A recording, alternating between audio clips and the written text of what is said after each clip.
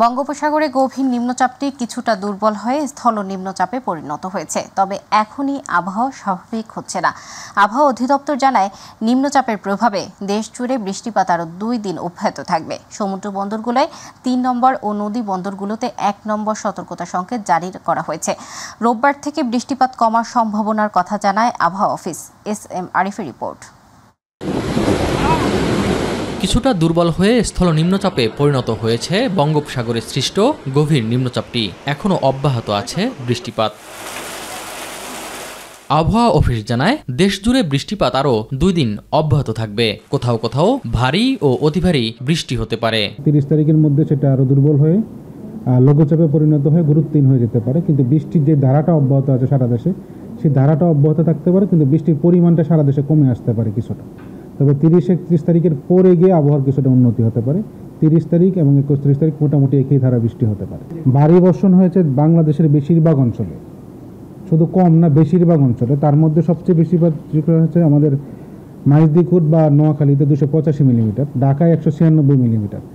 সুতরাং ঢাকায় যদি একদিনে আমাদের এত পরিমাণ বৃষ্টি হয়, জলাবদ্ধতা কিছু কিছু অংশ স্বাভাবিক। এই আবহাওয়াবিদ জানান, সাগরে বায়ুতাড়িত বাতাসের কারণে সমুদ্র বন্দরগুলোতে 3 নম্বর আর নদী বন্দরগুলোতে 1 নম্বর সতর্কতা সংকেত জারি রয়েছে। 4টা সমুদ্র বন্দরে 3 নম্বর স্থানীয় সংকেত দেখিয়ে যেতে বলেছিলাম, এবং সেটা অব্যাহত থাকতে পারে। অথবা কালকে গিয়ে সিগন্যালটা নামবে কিনা সেটা আমরা কালকে এনশিওর করব। আর যত নদী বন্দর আছে বাংলাদেশের, বেশিরভাগ যে দক্ষিণাংশে যে নদী বন্দরগুলো রয়েছে, বিশেষ করে বরিশাল, পটুয়াখালী, ভোলা, নোয়াখালী, কুমিল্লা, চট্টগ্রাম, কক্সবাজার, ওইসব নদী বন্দরকে আমরা 2 নম্বর নৌ হুঁশিয়ারি সংকেত দেখিয়ে যেতে বলেছি। এবং বাংলাদেশের অন্য যে নৌবন্দরগুলো আছে সবগুলোকে আমরা 1 নম্বর নৌ সতর্ক সংকেত দেখিয়ে যেতে বলেছি। রোববার থেকে বৃষ্টিপাত কমার সম্ভাবনার কথা জানান আবহাওয়াবিদ শাহিনুল ইসলাম। 1 থেকে 2 তারিখের মধ্যে সারা দেশে আমাদের মনসুন বা মৌসুমী বায়ু সক্রিয় হতে পারে, কিন্তু বৃষ্টির পরিমাণটা শুরুর দিকে কমে আসতে পারে। SM Arif, MyTV, Dhaka. দেশের বিভিন্ন জেলায় বাঁধ ভেঙে ডুবেছে লোকালয়। বরগুনায় পানিবন্দী 3 কাটাচ্ছে অন্তত 230 পরিবারের। তলিয়ে গেছে ফসলি জমি ও ভেসে গেছে মাছও। কক্সবাজার ও কুয়াকাটায় পর্যটকদের নিরাপদে থাকতে করা হচ্ছে মাইকিং। বৈরী আবহাওয়ায় দ্বিতীয় দিনের মতো বন্ধ রয়েছে লঞ্চ চলাচল। অন্যদিকে অতিবৃষ্টিতে পার্বত্য অঞ্চলে দেখা দিয়েছে পাহাড় ধসের আশঙ্কা। প্রতিনিধির পাঠানো তথ্যচিত্রে শামস তাবরেজ উচ্ছ্বাসের রিপোর্ট। বিশাল ঢেউ আছড়ে পড়ছে তীরে, ভাঙছে উপকূল। বঙ্গোপসাগরের সৃষ্ট নিম্নচাপের প্রভাবে ভারী বর্ষণে বরিশাল বিভাগের সবগুলো নদ নদীর পানি উচ্চতা বৃদ্ধি পেয়েছে। এর ফলে অনেকগুলো নদ নদী পানি বিপদসীমার ওপর দিয়ে প্রবাহিত হয়ে উপকূলীয় অঞ্চল প্লাবিত হয়েছে। টানা বৃষ্টিপাত ও বৈরী আবহাওয়ার কারণে বরিশালের অভ্যন্তরীণ ও দূরপাল্লার সব ধরনের লঞ্চ চলাচল দ্বিতীয় দিনের মতো বন্ধ রয়েছে। টানা বৃষ্টিপাত ও মেঘনা নদীর অস্বাভাবিক জোয়ারের পানিতে তলিয়ে লক্ষ্মীপুরের রামগতি ও কমলনগর উপকূলীয় এলাকার 20টি গ্রাম প্লাবিত হয়েছে। পাশাপাশি পৌরসভার বিভিন্ন স্থানে দেখা দিয়েছে জলাবদ্ধতা। এতে করে কয়েক হাজার মানুষ পানিবন্দী হয়ে চরম ভোগান্তির শিকার। মাহাতাবহাট এলাকার 3 কিলোমিটার বেড়িবাঁধ হুমকির মুখে রয়েছে। লক্ষ্মীপুর ভোলা নৌরুটে ফেরি চলাচল শুরু হলেও বন্ধ রয়েছে লঞ্চ ও ছোট নৌযান। চট্টগ্রাম নগরীয় জেলার সবগুলো উপজেলায় বৃহস্পতিবার রাত থেকে টানা বর্ষণ অব্যাহত রয়েছে। অতি ভারী বৃষ্টিতে তলিয়ে গেছে নগর ও বিভিন্ন উপজেলার নির্মাঞ্চল। টানা বৃষ্টিপাতে পাহাড় ধসেরও শঙ্কা রয়েছে। এদিকে এমন বৈরী আবহাওয়ার কারণে উত্তাল রয়েছে সমুদ্র। এতে চট্টগ্রাম বন্দরে বহির্নোঙরে মাদার ভেসেল থেকে লাইটার জাহাজের পণ্য খালাস বন্ধ রয়েছে। নিম্নচাপের প্রভাবে ভোলায় নদ নদীর পানি অস্বাভাবিক হারে বৃদ্ধি পেয়েছে। এতে তলিয়ে গেছে নির্মাঞ্চল। ক্ষতিগ্রস্ত হয়েছে হাজারের উপর ঘরবাড়ি। মেঘনার পানি বিপদসীমার উপর দিয়ে প্রবাহিত হয় এমন অবস্থা সৃষ্টি হয়েছে। মনপুরা তজুমুদ্দি দৌলত খান পয়েন্টের বাঁধ ভেঙে তলিয়ে গেছে অন্তত 30 গ্রাম, পানিবন্দী হয়ে পড়েছে হাজারো মানুষ। এদিকে পানিতে ভেসে গেছে অসংখ্য পুকুরের মাছ, জোয়ারে ভেসে গেছে গবাদি পশু। লঘুচাপের কারণে বরগুনার নদ নদীর পানি বিপদসীমার উপর দিয়ে প্রবাহিত হচ্ছে। তলিয়ে গেছে নির্মাঞ্চল। জোয়ারের পানি বৃদ্ধি পাওয়ায় তলিয়ে গেছে ঘরবাড়ি, ফুলঝুরি লঞ্চঘাট, ফেরিঘাট ও খেয়াঘাট সহ সড়কেও পানি উঠেছে। বিপদে পড়েছে নিম্নআয়ের মানুষ। এমনকি বেড়িবাঁধের বাইরে যারা বসবাস করছেন তাদের রান্নাবান্না হচ্ছে না, শুকনো খাবার খেয়ে দিন কাটছে। ফেরিঘাট পানিতে তলিয়ে যাওয়ায় ভোগান্তিতে পড়েছে যাত্রীরা। বঙ্গোপসাগরে সৃষ্ট ঘূর্ণিঝড়ের প্রভাবে টানা বৃষ্টিতে কুমিল্লা নগরীতে তীব্র জলাবদ্ধতা সৃষ্টি হয়েছে। বৃষ্টির প্রভাবে কুমিল্লা নগরীর প্রধান সড়কগুলো পানির নিচে তলিয়ে গেছে। জলাবদ্ধতার কারণে সড়কে ছড়িয়ে যায় ডাস্টবিনের ময়লা আবর্জনা। ছুটির দিন হওয়ায় সড়কে চাপ কম থাকলেও জরুরি প্রয়োজনে যারা বের হয়েছেন তাদেরকে ব্যাপক বিড়ম্বনা পড়তে হচ্ছে। শুরুতে ঘূর্ণিঝড়ের সংখ্যা থাকলেও তার কবল থেকে প্রকৃতির দয়ায় রক্ষা পেয়েছে উপকূলবাসী। তবে দানবীয় বায়ুচাপ আর মুষলধারার বর্ষণ তাণ্ডব চালিয়ে নিম্নচাপটি উপকূল অতিক্রম করেছে। ফলে পটুয়াখালীর কলাপাড়ায় নিম্নচাপের প্রভাবের পর বেরিয়ে আসছে ক্ষয়ক্ষতির চিহ্ন। ইতিমধ্যে 460 বসতঘর স্থাপনা আংশিক বিধ্বস্ত হয়েছে। আর লাগাতার অতিবৃষ্টিতে জলাবদ্ধতায় পানিবন্দী হয়ে পড়েছে প্রায় 6,500 মানুষ। বঙ্গোপসাগরে সৃষ্ট নিম্নচাপের প্রভাবে পাহাড়ি জেলা বান্দরবনে চলছে ভারী বর্ষণ। টানা এই বর্ষণে বেড়েছে পাহাড় ধসের ঝুঁকি। অবৈধভাবে পাহাড় কাটা ও পরিকল্পিতভাবে পাহাড়ের পাদদেশে বসবাসরত ঘরবাড়ি তৈরি করার কারণে পাহাড় ধসে প্রাণহানির ঘটনা ঘটতে পারে এমন শঙ্কা কথা জানিয়েছে স্থানীয়রা। ভারী বৃষ্টিতে পাহাড় ধসে প্রাণহানির শঙ্কায় ঝুঁকিপূর্ণ বসতগুলো ছেড়ে লোকজনদের নিরাপদ আশ্রয়ে সরে যেতে প্রশাসন ও ফায়ার সার্ভিসের পক্ষ থেকে মাইকিং করা হচ্ছে। শামস তাবরিজ উচ্ছ্বাস, মাই টিভি নিউজ ডেস্ক। বঙ্গোপসাগরে সৃষ্ট লঘুচাপের প্রভাবে টানা বৃষ্টিতে পানিবন্দী হয়ে পড়েছেন রাজধানীর অনেক এলাকার মানুষ। পানি নিষ্কাশনের সুয়ারেজ সংযোগ স্থানগুলো পরিচ্ছন্ন না থাকায় কোথাও কোথাও পানি নেমে গেলেও অনেক এলাকায় এখনও হাঁটু পানি। চিরচেনা এই দুর্ভোগ থেকে পরিত্রাণ পেতে চায় নগরবাসী। রাজীব হোসেনের ক্যামেরায় আবুসেদুপুর রিপোর্ট। রাজধানীর নিউ মার্কেট এলাকার চিত্র এটি। বঙ্গোপসাগরে সৃষ্ট লঘুচাপের প্রভাবে বিরামহীন বৃষ্টির পানি না নামায় চরম দুর্ভোগ পোহাতে হচ্ছে নগরবাসীকে। প্রয়োজনের তাগিদে যারা বাধ্য হয়ে ঘর থেকে বের হয়েছেন কর্মস্থলের উদ্দেশ্যে তাদেরও অবস্থা নাস্তানাবুদ। প্রতিটা ড্রেন বন্ধ, এই জন্য পানি যেতে পারে না। আমরা দেখলাম না রাস্তাঘাটে কি অবস্থা, অনেক সময় অনেকে ছোট বাচ্চা নিয়ে আপনার ড্রেনের মধ্যে পড়ে যায়। আবার এখানে বিভিন্ন গর্ত আছে, এগুলো বোঝা যায় না। পানি যাচ্ছে না হয়তো, এটা তো বলতে পারবে সিটি কর্পোরেশনের লোক, ঠিক আছে, কেন যাচ্ছে না এটা তো আর আমরা বলতে পারবো না। তবে এই চিত্র শুধু নিউ মার্কেট ও এর আশপাশের এলাকায় নয়, তেজগাঁও, মিরপুর সহ পুরান ঢাকার অনেক এলাকার সড়কগুলোতে এখনো হাঁটু পানি, যার ফলে ভোগান্তি এখন নিত্যসঙ্গী ওই এলাকার মানুষের। পানি কি আটকে থাকে এখানে? হ্যাঁ, পানি আটকে থাকুন তো পানি জমে গেছে, এখানে তো পানি জমে গেছে। কষ্ট হয় না? কষ্ট তখন কষ্ট লাগে, কথা কিছু নেই তখন। ছেলে মেয়েদের যাওয়ার খুবই অসুবিধা, স্কুল মাদ্রাসা যেতে পারে না। যে বাচ্চারা ওরা মাদ্রাসার ওরা তো বুঝতেছে না, তো পায়ে চুলকানি হয়ে যায়। গতকাল বিকেলে পানি জমছে, এখনো কিন্তু পানি নামেনি, ঠিক আছে, এটা কিন্তু সবার জন্য একটি ভোগান্তির ব্যাপার। যানজটের পর এবার নগরবাসীর গলার কাটা হয়ে দাঁড়িয়েছে জলজট। সামান্য বৃষ্টিতে রাজধানীর বিভিন্ন সড়কে এভাবে পানি জমে থাকায় চরম ভোগান্তিতে পড়তে হচ্ছে তাদের। বিভিন্ন গন্তব্যে ছুটতে চরম বেগ পেতে হচ্ছে। তাদের প্রশ্ন একটাই, এই সমস্যার নিরসন আদৌ হবে কি? নিউ মার্কেট এলাকা থেকে আবুসেদুপুর, মাই টিভি, ঢাকা। বাজেট সহায়তা, রেলপথের উন্নয়ন এবং ঋণ হিসেবে বাংলাদেশকে $1.063 বিলিয়ন দেবে জাপান। জাপানের প্রধানমন্ত্রী শিগেরু ইশিবার সঙ্গে প্রধান উপদেষ্টা ডক্টর মোহাম্মদ ইউনূসের দ্বিপাক্ষিক বৈঠকে একাধিক সমঝোতা স্মারক স্বাক্ষরিত হয়েছে। এ সময় প্রধান উপদেষ্টাকে গার্ড অব অনার প্রদান করা হয়।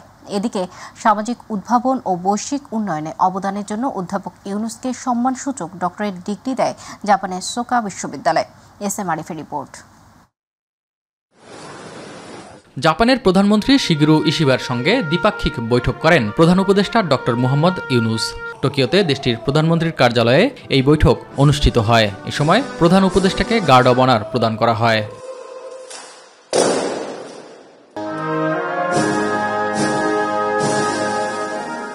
বৈঠকে পারস্পরিক স্বার্থ সংশ্লিষ্ট বিষয় নিয়ে আলোচনা করেন দুই সরকার প্রধান। এক যৌথ প্রেস বিজ্ঞপ্তিতে জানানো হয়, বৈঠকে একাধিক সমঝোতা স্মারক স্বাক্ষরিত হয়েছে। চুক্তির আওতায় বাজেট সহায়তা, রেলপথ উন্নয়ন এবং ঋণ হিসেবে বাংলাদেশকে $1.063 বিলিয়ন দেবে জাপান। এছাড়া বাংলাদেশের অর্থনৈতিক সংস্কার এবং জলবায়ু স্থিতিস্থাপকতার জন্য $418 মিলিয়ন উন্নয়ন নীতি ঋণের পাশাপাশি বৃত্তির জন্য আরও $4.2 মিলিয়ন দেবে দেশটি। এখন যে ইকোনমিক যে আমরা যে রিকভারির মধ্যে আছি, সেই রিকভারিতে এটা হেল্প করবে আমাদের। সফরের তৃতীয় দিনে টোকিওতে দেশটির ব্যবসায়ী নেতৃবৃন্দের সাথে এক গোলটেবিল বৈঠকে অংশ নেন ডক্টর ইউনূস। নতুন বাংলাদেশ গড়ে তুলতে জাপানি কোম্পানিগুলোর সহায়তা এবং আরও বিনিয়োগের আহ্বান জানান প্রধান উপদেষ্টা। সামাজিক উদ্ভাবন ও বৈশ্বিক উন্নয়নে অবদানের জন্য জাপানের সোকা বিশ্ববিদ্যালয় থেকে সম্মানসূচক ডক্টরেট ডিগ্রি গ্রহণ করেন অধ্যাপক ইউনূস। অনুষ্ঠানে বিশ্ববিদ্যালয়ের বিশিষ্ট ব্যক্তিদের উদ্দেশ্যে বক্তব্য রাখেন তিনি। Death is not a tenable system. Simple. will explode, it will destroy itself. Can we not do something? Of course we can do that if you think about it. Now that we are happy with this, we got our peace, we are happy with it. এদিকে জাপানে বসবাসরত বাংলাদেশিদের সঙ্গে মত বিনিময় করেন প্রধান উপদেষ্টা ডক্টর মোহাম্মদ ইউনূস। টোকিওতে বাংলাদেশ দূতাবাসে এই মত বিনিময় অনুষ্ঠানে শতাধিক বাংলাদেশি যোগ দেন। কিছু হলে আমাদেরকে জানাবেন, আমি যথাসাধ্য চেষ্টা করবো করার ফলে আমাদের চেষ্টা আছে, আপনাদের চেষ্টাটাই বড় কথা, সেটি আমাদের জানান। SM আরিফ, মাই টিভি। বিএনপির প্রতিষ্ঠাতা ও সাবেক রাষ্ট্রপতি শহীদ জিয়াউর রহমানের ৪৪তম শাহাদাত বার্ষিকী আজ। ১৯৮১ সালের এই দিনে দেশি বিদেশি চক্রান্তে চট্টগ্রাম সার্কিট হাউসে হত্যার শিকার হন তিনি। জিয়াউর রহমানের শাহাদাত বার্ষিকী উপলক্ষে টানা ৮ দিনের কর্মসূচি পালন করছে দলটি। এর মধ্যে রয়েছে আলোচনা সভা, পোস্টার ও বিশেষ কোরপত্র প্রকাশ, কালো ব্যাজ ধারণ, কালো পতাকা উত্তোলন, জিয়ার কবরে ফুল দেয়া ও ফাতেহা পাঠ, দরিদ্রদের মাঝে খাদ্য ও বস্ত্র সামগ্রী বিতরণ। গত ২৬ মে থেকে শুরু হওয়া এই কর্মসূচি চলবে ২ জুন পর্যন্ত। দলের প্রতিষ্ঠাতা জিয়াউর রহমানের শাহাদাত বার্ষিকী উপলক্ষে আজ সকাল ৬টায় নয়াপল্টনে বিএনপির কেন্দ্রীয় কার্যালয় সহ সারা দেশের কার্যালয়ে দলীয় পতাকা অর্ধনির্মিত ও কালো পতাকা উত্তোলন করা হয়। নেতাকর্মীরা কালো ব্যাজ ধারণ করেন। ডক্টর মোহাম্মদ ইউনূস জাপানে বসে দেশের এবং বিএনপির বিরুদ্ধে বদনাম করছেন বলে অভিযোগ করেছেন বিএনপির স্থায়ী কমিটির সদস্য মির্জা আব্বাস। রাজধানীর শেরেবাংলা নগরে বিএনপির প্রতিষ্ঠাতা ও সাবেক রাষ্ট্রপতি জিয়াউর রহমানের সমাধিতে শ্রদ্ধা জানানো শেষে মির্জা আব্বাস এ কথা বলেন। এ সময় তার সাথে উপস্থিত ছিলেন বিএনপির স্থায়ী কমিটির সদস্য গয়েশ্বর চন্দ্র রায়, আব্দুল মঈন খান, সালাউদ্দিন আহমেদ ও AZM জাহিদ হোসেন সহ জ্যেষ্ঠ নেতারা। আফজাল হোসেনের রিপোর্ট। বিএনপির প্রতিষ্ঠাতা ও সাবেক রাষ্ট্রপতি জিয়াউর রহমানের ৪৪তম মৃত্যুবার্ষিকীতে তার সমাধিতে শ্রদ্ধা জানাতে বৃষ্টি উপেক্ষা করে সকাল থেকেই মিছিল সহ হাজির হন নেতাকর্মীরা। এ সময় উপস্থিত ছিলেন বিএনপির স্থায়ী কমিটির সদস্য মির্জা আব্বাস, গয়েশ্বর চন্দ্র রায়, আব্দুল মঈন খান, সালাউদ্দিন আহমেদ, AZM জাহিদ হোসেন সহ জ্যেষ্ঠ নেতারা। বিএনপি সবসময় সংস্কারে বিশ্বাস করে এবং সংস্কারের মাধ্যমে আগামী দিনের প্রজন্মের যে চাহিদা, দেশের মানুষের যে চাহিদা, সেটিকে ধারণ করার দলের নাম বাংলাদেশ জাতীয়তাবাদী দল। দলের প্রতিষ্ঠাতার আত্মার মাগফিরাত কামনা করে মোনাজাতে অংশ নেন তারা। এ সময় মির্জা আব্বাস বলেন, জাপানে বসে দেশের এবং বিএনপির বিরুদ্ধে বদনাম করছেন অন্তর্বর্তীকালীন সরকার প্রধান।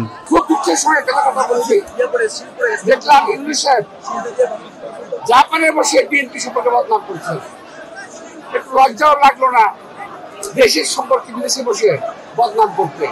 তিনি বললেন একটি দল নির্বাচন চায়, আর আমরা বলতে চাই একটি লোক নির্বাচন চায় না, নির্বাচন চায় না। পরে মানিক মিয়া এভিনিউয়ের TNT মাঠে দুস্থদের মাঝে পোশাক বিতরণ ও পথসেবা করেন সালেউদ্দিন আহমেদ। আমাদেরকে সংস্কার করে যেতেই হবে, আর বিচার প্রক্রিয়া একটি স্বাধীন বিচার ব্যবস্থার মধ্য দিয়ে বিচার কার্যক্রমে এগিয়ে নেওয়া হচ্ছে, সেই বিচার কার্যক্রমে এগিয়ে নেওয়া হবে, এটা আমাদের প্রতিশ্রুতি।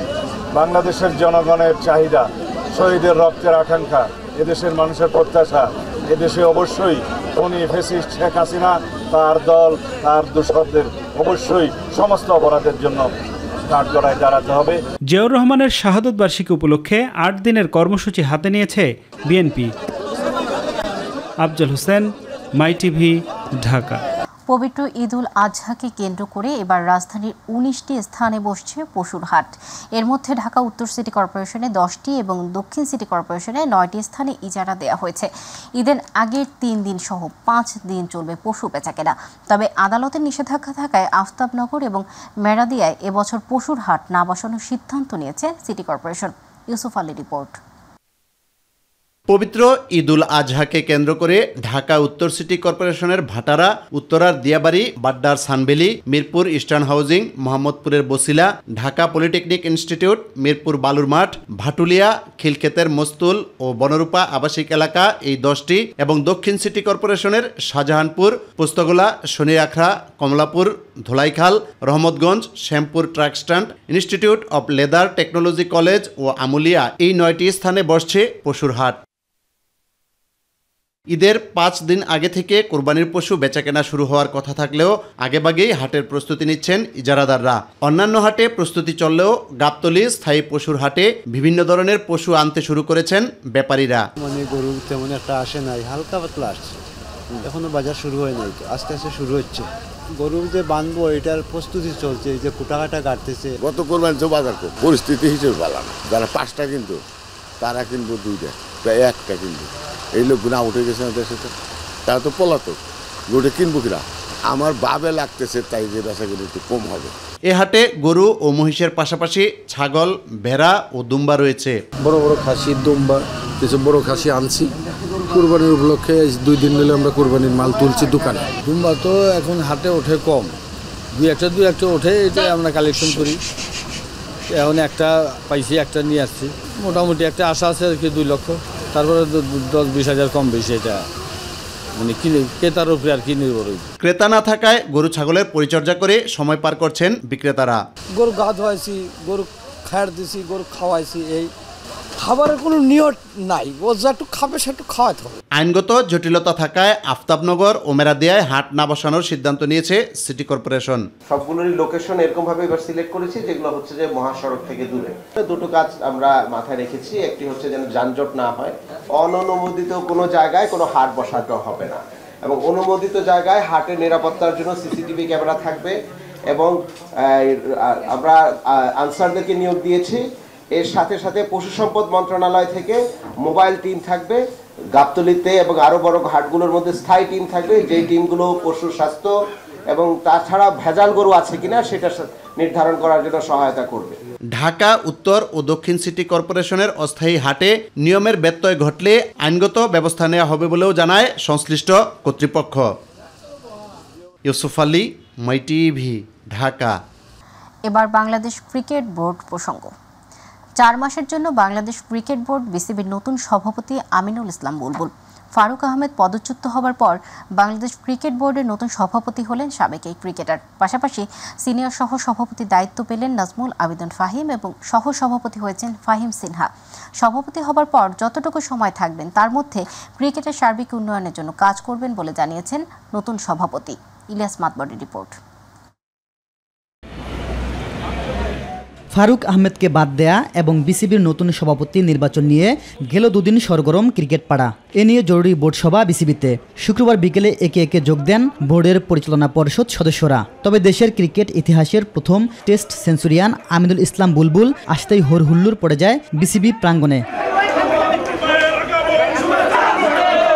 কারণ অনেকটাই অনুমিত ছিল ক্রিকেট বোর্ডের পরবর্তী বস হতে যাচ্ছেন বুলবুল। সেখানেই তাকে চূড়ান্তভাবে সভাপতির দায়িত্ব দেওয়ার সিদ্ধান্ত হয়। সভাপতি নির্বাচিত হওয়ার পরপরই সংবাদ সম্মেলনে নিজের দায়িত্বের কথা জানান তিনি। আমাকে আমাদের সম্মানিত ক্রিকেট বোর্ডের ডাইরেক্টররা আমাকে নির্বাচিত করেছেন। তো এটা একটা নতুন হাইটের আমার জন্য বলবো যে একটা পরীক্ষা বা একটা সুযোগ। বুলবুল বলেন, কোনো সুনির্দিষ্ট সময়ের জন্য সভাপতি পদে আসেননি। সময়টা খুব লম্বা হবে এমনটাও নয়, তবে যতটুকু সময়ে থাকুন না কেন ক্রিকেটের সামগ্রিক উন্নয়নে কাজ করতে চান তিনি। বাংলাদেশের ক্রিকেট না, ক্রিকেট ইন বাংলাদেশ, বাংলাদেশে কি ক্রিকেট আছে সেটা আমরা চেষ্টা করব আরও সামনের দিকে এগিয়ে নিয়ে যেতে। আমরা সকলে একটা টিম, আমরা সকলে বাংলাদেশকে সাপোর্ট করি এবং let's work together to bring Bangladesh cricket in a different height. এদিকে বিসিবির পরিচালনা পর্ষদেও এসেছে পরিবর্তন। পরিচালক থেকে সিনিয়র সহসভাপতির দায়িত্ব পেলেন নাজমুল আবেদিন ফাহিম, আর সহসভাপতি হলেন ফাহিম সিনহা। ইলিয়াস মাতবর, মাই টিভি, ঢাকা। নির্বাচিত সরকার না আসলে জনগণের কোনো ধরনের আকাঙ্ক্ষা বাস্তবায়ন সম্ভব নয়। কোন দল ভোট চায় না এটা বিদেশে বলে লাভ নেই, দেশের কথা দেশের ভেতরেই বলতে হবে বলে মন্তব্য করেছেন বিএনপির জাতীয় স্থায়ী কমিটির সদস্য আমির খসরু মাহমুদ চৌধুরী। বিকেলে চট্টগ্রাম মহানগর বিএনপির উদ্যোগে শহীদ রাষ্ট্রপতি জিয়াউর রহমানের 44তম শাহাদাত বার্ষিকী উপলক্ষে স্মরণ সভায় প্রধান অতিথির বক্তব্যে তিনি এ কথা বলেন। সভায় সভাপতিত্ব করেন চট্টগ্রাম মহানগর বিএনপির আহ্বায়ক এরশাদুল্লাহ। নির্বাচনের মাধ্যমে একটা নির্বাচিত সরকার না আসা পর্যন্ত এগুলো বাস্তবায়ন করা সম্ভব না, এগুলোর কোনো অনির্বাচিত সরকারের পক্ষে করা সম্ভব না, এগুলো জনগণের সমর্থন ব্যতীত সম্ভব না। সুতরাং যত তাড়াতাড়ি সম্ভব বাংলাদেশে একটা নির্বাচিত সরকারের প্রয়োজন। 7 দাবিতে টানা আন্দোলন চালিয়ে আসছেন পল্লী বিদ্যুৎ সমিতির কর্মীরা। বৃষ্টির মধ্যে 10ম দিনের মতো ঢাকায় কেন্দ্রীয় শহীদ মিনারে পলিথিন ও ত্রিপল দিয়ে তাঁবু টানিয়ে অবস্থান কর্মসূচি চালিয়ে যান তারা। আন্দোলনকারীরা বলছেন, দাবি আদায় না হওয়া পর্যন্ত কর্মসূচি চলবে। এতে গ্রাহক সেবা ব্যাহত হওয়ার পাশাপাশি বিদ্যুৎ সরবরাহ বিঘ্ন হওয়ার শঙ্কা তৈরি হয়েছে। আর ইবি ও পল্লী বিদ্যুৎ সমিতি একীভূতকরণ এবং অভিন্ন চাকরি বিধি বাস্তবায়ন, চুক্তিভিত্তিক ও অনিয়মিত কর্মচারীদের স্থায়ীকরণ সহ 7 দাবিতে গত বছরের জানুয়ারি থেকে নানা সময়ে আন্দোলন কর্মসূচি পালন করছেন সমিতির কর্মীরা। আন্দোলনের প্রতি সহিংসতি প্রকাশ করে অর্থনীতিবিদ এবং জাহাঙ্গীরনগর বিশ্ববিদ্যালয়ের সাবেক শিক্ষক অধ্যাপক আনু মোহাম্মদ এই দাবি পূরণ না হওয়ায় শঙ্কা প্রকাশ করেন।